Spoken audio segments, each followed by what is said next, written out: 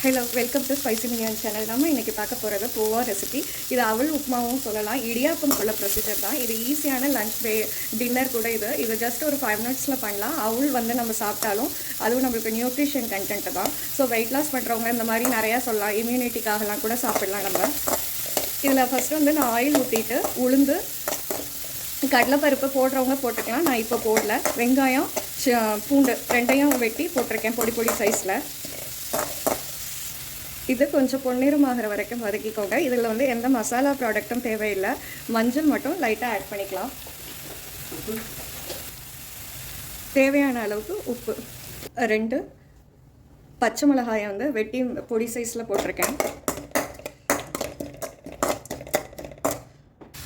Already தேவையான அளவுக்கு நான் சோக் பண்ணி அவள் எடுத்து வச்சுருக்கேன். நான் இதை 20 மினிட்ஸ் ஊற வைக்கணும் அப்படின்லாம் இல்லை. ஜஸ்ட்டு வாட்டரில் சோக் பண்ணிட்டு ட்ரைன் பண்ணிட்டாலே போதும்.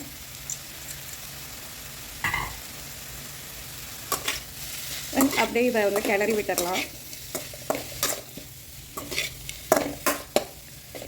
இது பேச்சுலர்ஸ்க்கான ரெசிபி கூட சொல்லலாம். எந்த மசாலா ப்ராடக்ட் எதுவுமே இல்லாமல் இருக்குது. டக்குன்னு ஒரு 5-10 மினிட்ஸில் பண்ணிடுற ரெசிபி தான் இது.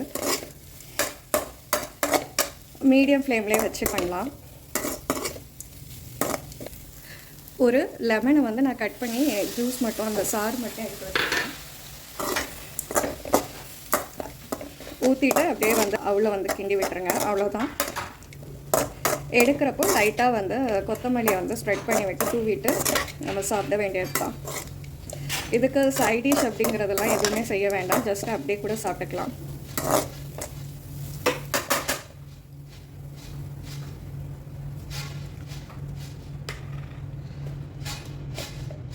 ஆல்ரெடி கடலையை நம்ம வறுத்து எடுத்துக்கிட்டோம். இப்போ இந்த போக்காவோட அதையும் சேர்த்து ஆட் பண்ணிக்கலாம்.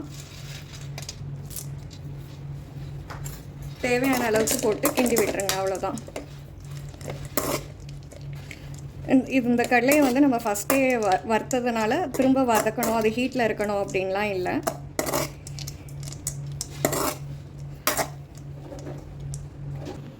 இப்போ ரெடி ஆகிடுச்சு. நம்ம சர்வ் பண்ணலாம்.